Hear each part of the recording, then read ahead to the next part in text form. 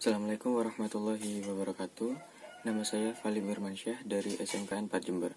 Di sini saya akan menceritakan tentang Mahapati dari Majapahit, yaitu Gajah Mada, dikenal sebagai sosok setia dan perkasa pada pemangku kerajaan Majapahit.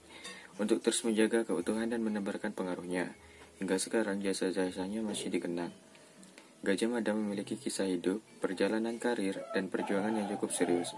Hal tersebut terutama bersumber pada Babad Gajah Mada, Naskah Usaha Jawa, dan Babad Arung Bontan. Di dalam Naskah Usaha Jawa disebutkan Gajah Mada lahir di Pulau Bali. Dikisahkan Gajah Mada lahir dengan cara memancar dari buah kelapa, yang merupakan penjelmaan Sang Hyang Nara Wisnu, sehingga Gajah Mada dipercaya lahir tanpa ayah dan ibu. Dia dilahirkan karena kehendak Dewa Dewi.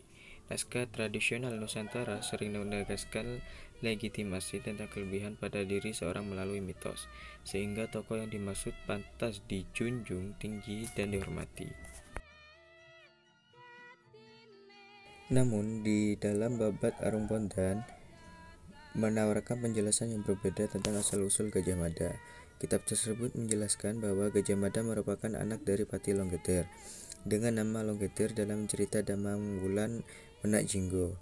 Cerita tersebut mengungkapkan bahwa Longgeter menjadi pati Ratu Majapahit bernama Ratu Kenya. Brades pernah mengatakan bahwa kisah Damangwulan Menak Jinggo terjadi dalam masa pemerintahan Ratu Suta di Majapahit. Sehingga jika mengikuti tafsiran ini, maka Gajah Mada adalah anak dari Pati Longgeter setelah Majapahit melewati masa kejayaan. Sedangkan dalam berbagai prasasti dan kakawin negara Kertagama serta bukti otentik disebutkan bahwa Gajah Mada berperan dalam masa awal kejayaan Majapahit periode kekuasaan Hayam Wuruk. Dan yang terakhir adalah Babad Gajah Mada. Babad Gajah Mada merupakan sastra Bali. Dikisahkan ada seorang pendeta muda bernama Empu Suradarma Yogi yang memiliki istri bernama Pati Narirati, istri yang diberikan oleh gurunya. Empu Suradarma Yogi membuat rumah di sebelah selatan Lembah Tulis, sedangkan Pati Narirati tetap tinggal di pertamanan. Hanya sesekali ia menengok suaminya di rumah yang baru dibuat. Dewa Brahma jatuh cinta kepada Patni Narirati karena parasnya yang cantik. Sampai suatu hari Narirati diperkosa oleh Dewa Brahma di gubuk yang sepi. Narirati mengadukan peristiwa tersebut pada suaminya. Akhirnya mereka pergi mengembara selama berbulan-bulan. Ketiga bayi pun lahir. Mereka sampai di desa Mada yang terletak di Gunung Semeru. Lahirlah bayi laki-laki yang diiringi peristiwa alam yang menandakan bahwa sang bayi kelak akan menjadi tokoh penting. Bayi tersebut diasuh oleh kepala desa Mada, sedangkan kedua orang tuanya bertapa di puncak gunung Pelambang untuk memohon keselamatan dan kejayaan untuk sang bayi. Dewa mengabulkan permohonan tersebut dan mengatakan bahwa kelak bayi akan menjadi orang yang terkenal di seluruh Nusantara. Kemudian berkat Mahapati Amangkubumi Mada, Majapahit berhasil mengembangkan kekuatan hingga banyak raja dari Pulau Jawa yang tunduk kepada Raja Majapahit. Saat dilantik menjadi Mahapati, Gajah Mada mengucapkan sumpahnya yang terkenal, yaitu Sumpah Palapa. Isi Sumpah Palapa tersebut adalah Lamun huas kala Nusantara ingsun amukti polopo, lamun kalah ing gurun ring seram Tanjung Pura, ring haru ring pahang dompo ring bagi Sunda Palembang tumasik samana ingsun amukti polopo, yang artinya selama aku belum menyatukan Nusantara, aku tak akan menikmati palapa atau yang disebut kesenangan. Sebelum aku menaklukkan Pulau Gurun, Pulau Seram, Tanjung Pura, Pura Haru, Pulau Pahang, Dompo, Pulau Bali, Sunda, Palembang, Tumasik, aku tak akan mencicipi palapa. Saat sumpah itu diucapkan, banyak yang meremehkan dan mentertawakan cita-cita Gajah Mada untuk menyatukan Nusantara. Perjuangan Gajah Mada mencapai puncaknya pada zaman pemerintahan Hayam Wuruk di tahun 1350 sampai 1389.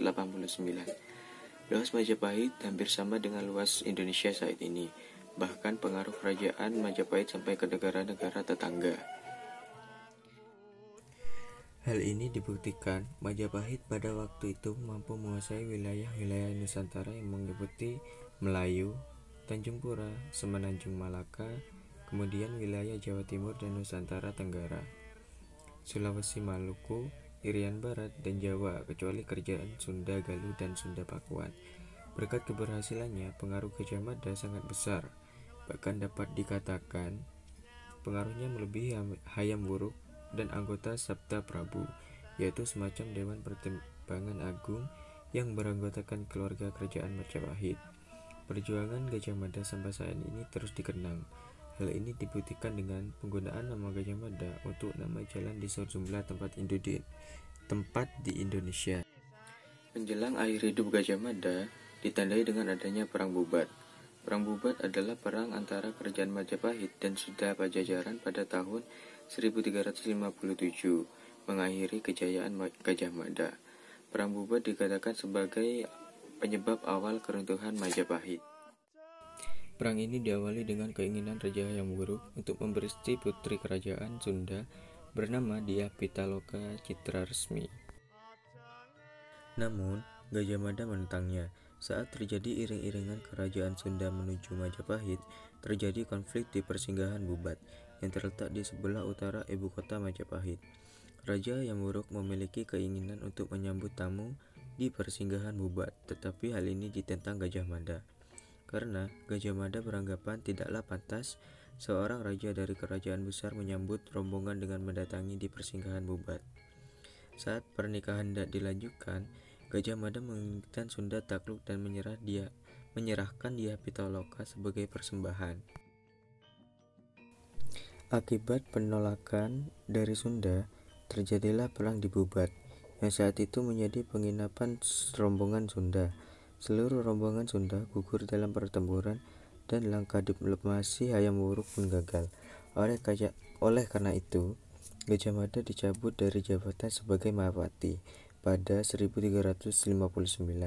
Gajah Mada kembali diangkat sebagai pati dan diberi wilayah Mandakaripuro di Tongas Probolinggo.